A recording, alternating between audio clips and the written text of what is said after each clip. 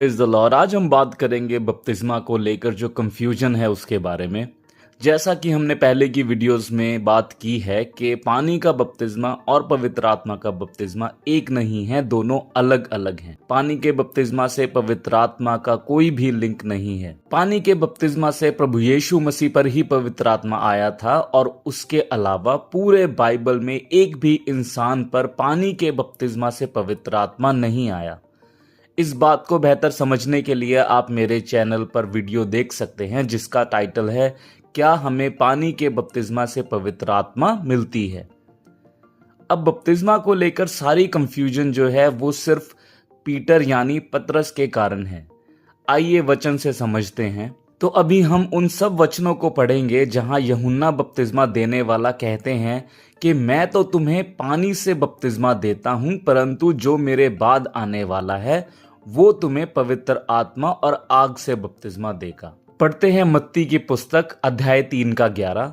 मैं तो पानी से तुम्हें मन फिराव का बपतिस्मा देता हूं, परंतु जो मेरे बाद आने वाला है वह मुझसे शक्तिशाली है, मैं उसकी जूती उठाने योग्य नहीं, वह तुम्हें पवित्र आत्मा और आग से बपतिस्मा देगा। बहुत से लोग बड़ा इंपॉर्टेंट वर्ड जो है मिस कर देते हैं और वो शब्द है परंतु।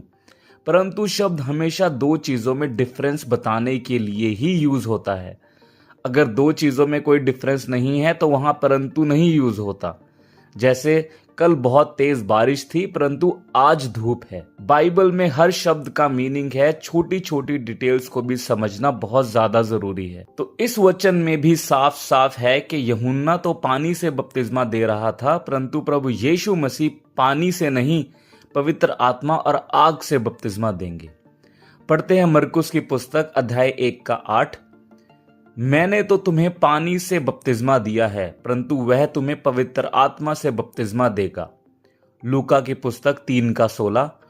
तो यूहन्ना ने उन सब से उत्तर में कहा कि मैं तो तुम्हें पानी से बपतिस्मा देता हूं, परंतु वह आने वाला है जो मुझसे शक्तिमान है, मैं तो इस योग्य भी नहीं कि उसके जूतों का बांध खोल सकूं। वह तुम्हें पवित्र आत्मा और आग से बपतिस्मा देगा। यूहन्ना 1 का 33। और मैं तो उसे पहचानता नहीं था, परंतु जिसने मुझे जल से बपतिस्मा देने को भेजा उसी ने मुझसे कहा कि जिस पर तू आत्मा को उतरते और ठहरते देखे वही पवित्र आत्मा से बपतिस्मा देने वाला है। प्रेरितों का काम अध्याय 1 का 5। क्योंकि यूहन्ना ने तो पानी में बपतिस्मा दिया है, परंतु थोड़े दिन के बाद तुम पवित्र आत्मा से बपतिस्मा पाओगे। इन सभी वचनों में आपको अभी के लिए एक शब्द याद रखना है जो कि है पानी। अब कुछ वचन पढ़ेंगे और उन वचनों में आपको जो शब्द याद रखना है वो है मन फिराव। मत्ती की पुस्तक 3 का 11।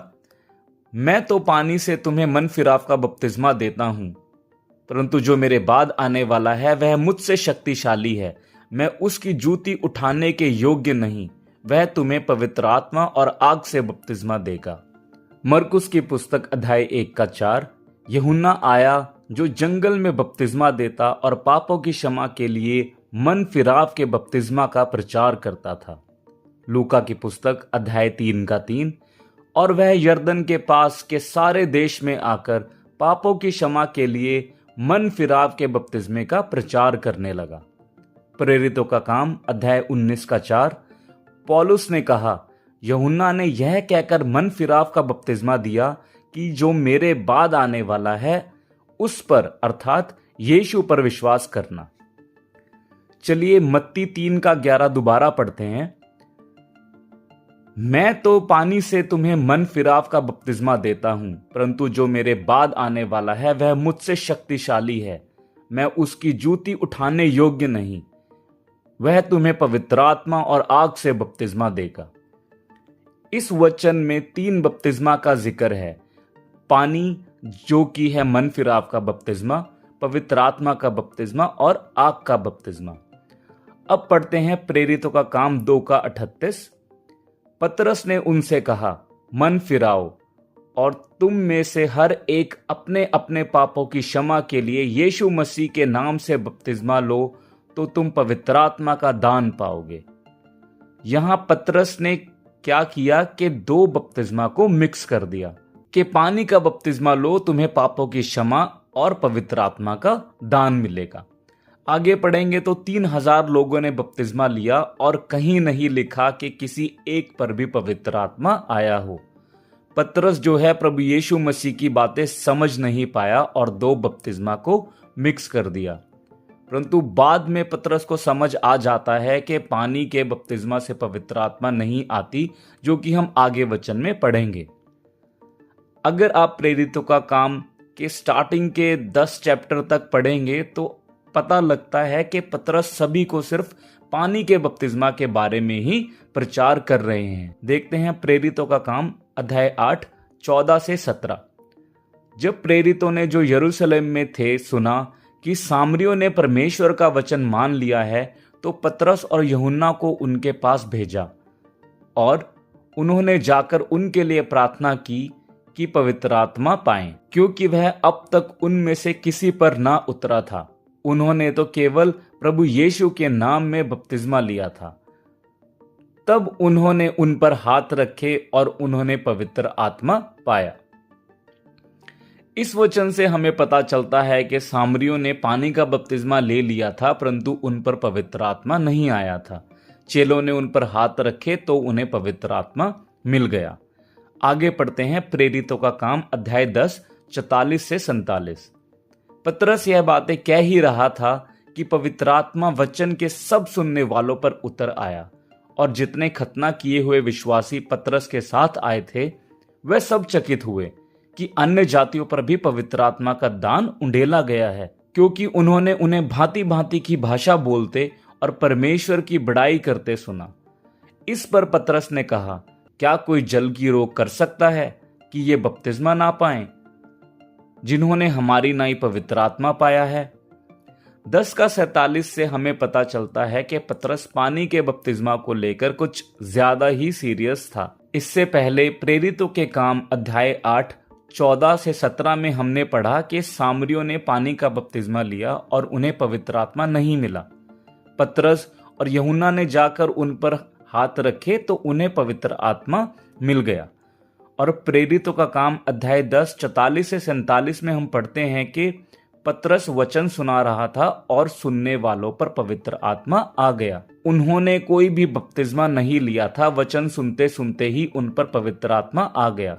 एक और अच्छा एग्जाम्पल के पानी के बपतिस्मा से पवित्र आत्मा नहीं मिलती, और यहां भी पतरस उन्हें कह रहे हैं कि अब बपतिस्मा ले लो पानी का। प्रेरितों के काम अध्याय 11 में पतरस को समझ आता है कि वो क्या गलती कर रहा था, और इसके बाद कभी भी पतरस ने किसी को भी पानी में डूबने के लिए या फिर पानी का बपतिस्मा लेने के लिए नहीं कहा। पढ़ते हैं प्रेरित का काम अध्याय 11 15 से 16। यहाँ पतरस सभी को वो बात बता रहा है जो कॉर्नेलियस के घर हुआ। जब मैं बातें करने लगा तो पवित्र आत्मा उन पर उसी रीति से उतरा जिस रीति से आरंभ में हम पर उतरा था। तब मुझे प्रभु का वह वचन स्मरण आया जो उसने कहा कि यूहन्ना ने तो पानी से बपतिस्मा दिया, परंतु तुम पवित्र आत्मा से बपतिस्मा पाओगे। 11वें अध्याय में जाकर पतरस को यह बात समझ आई कि पानी का बपतिस्मा और पवित्र आत्मा का बपतिस्मा अलग अलग है। हालांकि वचनों को पढ़ के हमें पता चलता है कि आज के समय में पानी का बपतिस्मा और पवित्र आत्मा का बपतिस्मा दोनों ही नहीं है, क्योंकि पानी का बपतिस्मा यूहन्ना बपतिस्मा देने वाले के साथ ही खत्म हो गया था, और पवित्र आत्मा का बपतिस्मा आपको आज के टाइम में कोई दे नहीं सकता। इसलिए संत पौलुस पहला कोरिन्थियंस अध्याय 1 का 17 में कहते हैं, क्योंकि मसीह ने मुझे बपतिस्मा देने को नहीं वरन सुसमाचार सुनाने को भेजा है, और यह भी शब्दों के ज्ञान के अनुसार नहीं, ऐसा ना हो कि मसीह का क्रूस व्यर्थ ठहरे।